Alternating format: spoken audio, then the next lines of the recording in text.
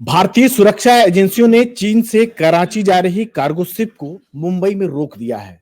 एजेंसियों को शक है कि इस जहाज में ऐसे सामान है जिसका इस्तेमाल पाकिस्तान के परमाणु या मिसाइल कार्यक्रम के लिए हो सकता है। इस बारे में बातचीत करते हैं इंडिया फाउंडेशन के डायरेक्टर कैप्टन बंसल से, आलोक बंसल से। सर, पहला सवाल ये है कि आखिर एजेंसियों ने इसको रोका क्यों है, पाकिस्तानी शिप को, जिसको कहा जा रहा है कि जिसमें कुछ ऐसे सामान है जिसका इस्तेमाल जो है पाकिस्तान के मिसाइल कार्यक्रम के लिए हो सकता है। देखिए, इसके अंदर जो कंसाइनमेंट है उसमें सीएनसी मशीन्स हैं जो कि मिसाइल टेक्नोलॉजी कंट्रोल रजीम और न्यूक्लियर नॉन प्रोलिफरेशन ट्रीटी के रिक्वायरमेंट्स के अंतर्गत जिनको कि ड्यूअल यूज टेक्नोलॉजीज माना जाता है और जिनका जो एक्सपोर्ट और इंपोर्ट जो है बैंड है। तो चूंकि ये जहाज चीन के एक बंदरगाह से आकर और आगे इसको पाकिस्तान जाना था और इसके अंदर इस तरीके के इक्विपमेंट थे जो पाकिस्तान के मिसाइल प्रोग्राम के अंदर प्रयोग में लाए जा सकते हैं, इसलिए उन्होंने जहाज को रोक लिया है। डीआरडीओ की टीम ने इसका इंस्पेक्शन किया है और इनका मानना है कि ये जो चीजें हैं ये ड्यूअल यूज टेक्नोलॉजी की हैं और करीब 22 टन से ज्यादा का ये सामान कंसाइनमेंट है जो Taiwan mining import and export company ने भेजा है और कॉस्मोस इंजीनियरिंग पाकिस्तान के लिए भेजा गया है। तो इसलिए इसको रोका गया है क्योंकि ये जो सामान है ये इस तरीके का है जिसे कि पाकिस्तान में दोहरे प्रयोग में लाया जा सकता है। लेकिन पाकिस्तान विदेश मंत्रालय का बयान आया है कि इसमें कोई सच्चाई नहीं है, केवल तिल का ताड़ बनाया जा रहा है। नहीं, अब ये तो कहने के ऊपर है क्योंकि सीएनसी मशीन्स हैं जो कि बहुत ही प्रिसीजन से चीजों को कट करती हैं, तैयार करती हैं और इनका जो प्रयोग है वो पाकिस्तान के मिसाइल कार्यक्रम के लिए भी और न्यूक्लियर कार्यक्रम दोनों के लिए प्रयोग में लाया जा सकता है। और इसलिए भारत, चूंकि हम इस अप्रसार को रोकना चाहते हैं, इसलिए हमने जो कदम उठाया वो अंतरराष्ट्रीय नियमों के अंतर्गत है। वो ये भी कह रहे हैं कि इसका इस्तेमाल जो है ऑटोमोबाइल इंडस्ट्रीज के लिए होता है और जरूरी दस्तावेज भी है, कागजात भी हैं सर, पाकिस्तान का। नहीं, देखिए, इसका प्रयोग, जिस चीज का प्रयोग मिसाइल के लिए होता है उसका प्रयोग आप ऑटोमोबाइल के लिए भी कर सकते हैं, इसमें कोई शक की बात नहीं है। पर यह तो ड्यूअल यूज तकनीक है और इसका प्रयोग किया जा सकता है, जैसे मैंने कहा, किसी भी चीज के लिए। तो ये प्रिसीशन वो मशीन्स होती हैं और इनका जो है मिसाइल टेक्नोलॉजी कंट्रोल रजीम में भी इसका प्रयोग होता है। तो ये तो बात हमें समझनी चाहिए कि ये इस तरीके की चीजें हैं जिसका प्रयोग किसी भी चीज के लिए किया जा सकता है। पाकिस्तान दुनिया को तो ये नहीं बताएगा कि हम इस मशीन का प्रयोग मिसाइल बनाने के लिए कर रहे हैं या परमाणु हथियार को डेवलप करने के लिए कर रहे हैं। तो वो तो यही कहने की कोशिश करेगा कि ये उनके ऑटोमोबाइल इंडस्ट्री का रिक्वायरमेंट है। अच्छा सर, ये जो कंप्यूटर न्यूमेरिकल कंट्रोल मशीन है सर, आखिर ये होता क्या है? कहा यह भी जा रहा है कि इसका इस्तेमाल उत्तर कोरिया ने भी अपने मिसाइल प्रोग्राम के लिए किया था सर। देखिए, जो सीएनसी मशीन्स होती हैं ये बहुत ही प्रिसाइज जो है कटिंग और उसके लिए होती हैं, जिसको कि मानव उतनी प्रिसीजन नहीं बना सकता। जैसे आपको माइक्रो सेंटीमीटर्स और उसमें आपको इसे कंप्यूटर न्यूमेरिक कंट्रोल मशीन कहते हैं।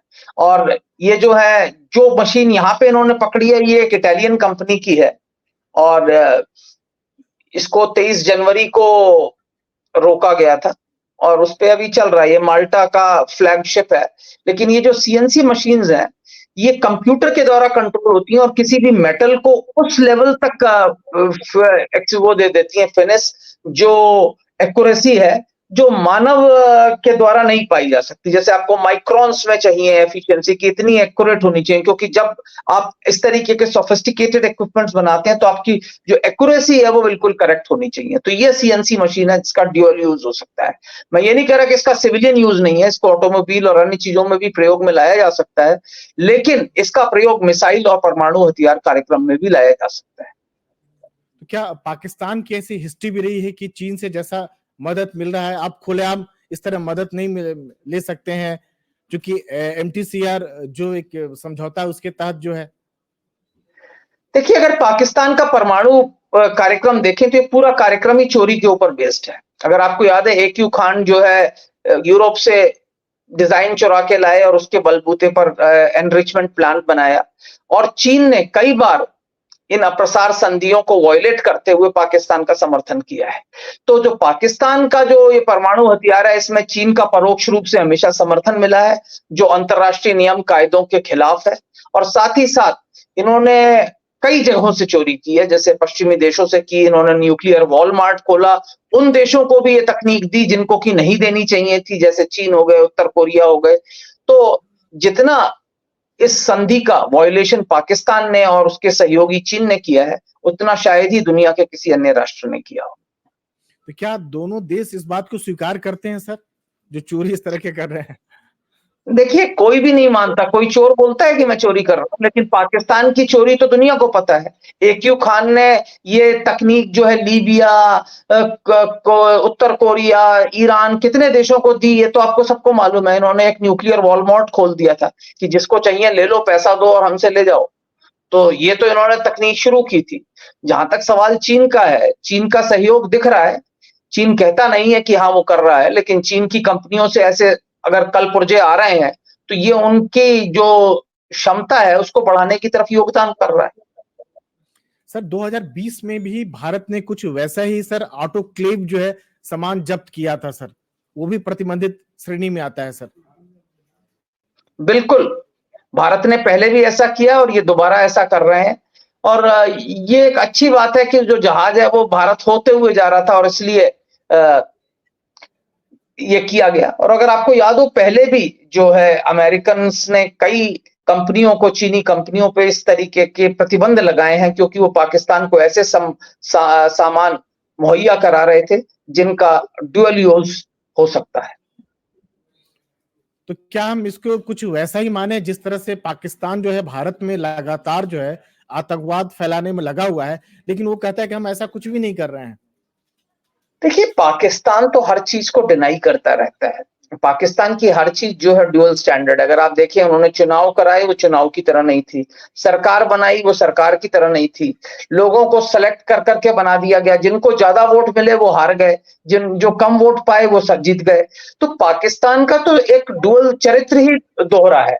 वो जो करते हैं वो कभी बोलते नहीं। उन्होंने एक्यू खान तकनीक बेच रहे थे तो वो नहीं बताया, एक्यू खान नीदरलैंड से चोरी करके लाए वो नहीं बताया उन्होंने।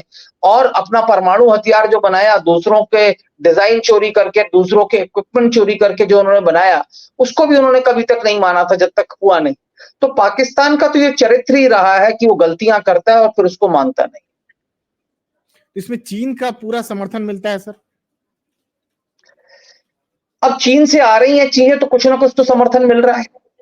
हो सकता है पूरी तरह से ऊपर तर से ना मिलता हो, लेकिन चीनी कंपनियां देती हैं, चीनी जो अधिकारी हैं वो आंखें बंद करते हैं जब ऐसी चीजें होती हैं। क्योंकि अगर ये जहाज चीन से आ रहा है तो ये कैसे ये मशीन उसके अंदर लोड हुई, चीनी या तो चीनी अथॉरिटीज ने आंख बंद कर रखी है। तो कोई ना कोई तो है, परोक्ष रूप से तो पूरा समर्थन मिल ही रहा है।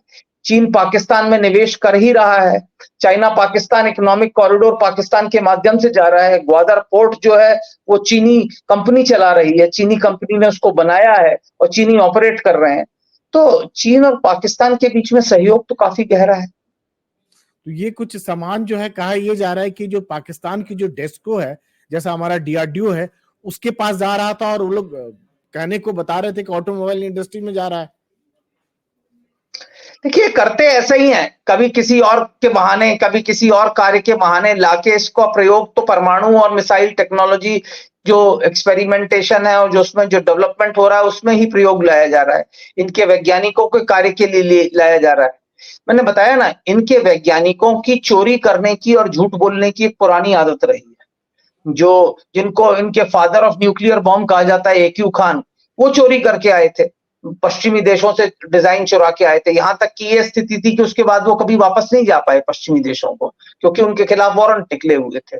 और वही आज कर रहे हैं, कोशिश कर रहे हैं कंपोनेंट्स लाके इसके ऊपर रिसर्च करें, इसके ऊपर कार्य करें और दुनिया को बताते रहें कि हम ऑटोमोबाइल के लिए कर रहे हैं, हमारे सिविलियन यूज टेक्नोलॉजीज के लिए प्रयोग कर रहे हैं। पर इनका जो इंटेंशन था वो यही था कि इसका प्रयोग उन प्रतिबंधित तकनीकों को डेवलप करने के लिए किया जाए जिसके ऊपर विश्व ने इनके ऊपर प्रतिबंध लगा रखा है।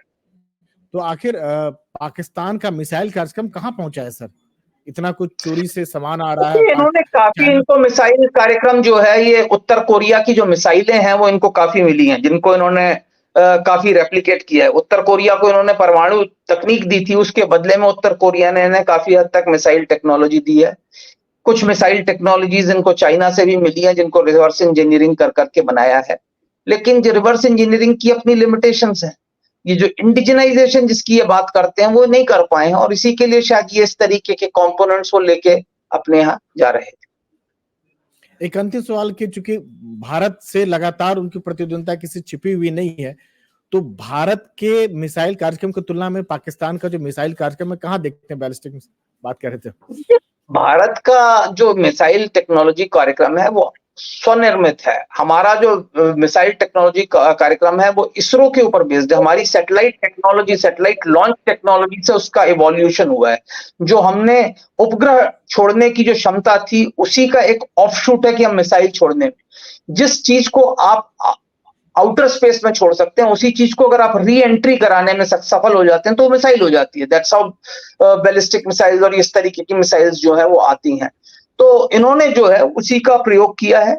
और जहां तक सवाल पाकिस्तान का है, पाकिस्तान ने तो सिर्फ चोरी कर करके तकनीकें बनाई हैं। उन्होंने उत्तरी कोरियाई मिसाइलों को रिवर्स इंजीनियर किया है, चाइनीज मिसाइल्स को रिवर्स इंजीनियर किया है। ना उनकी एक्यूरेसी है, ना कुछ है।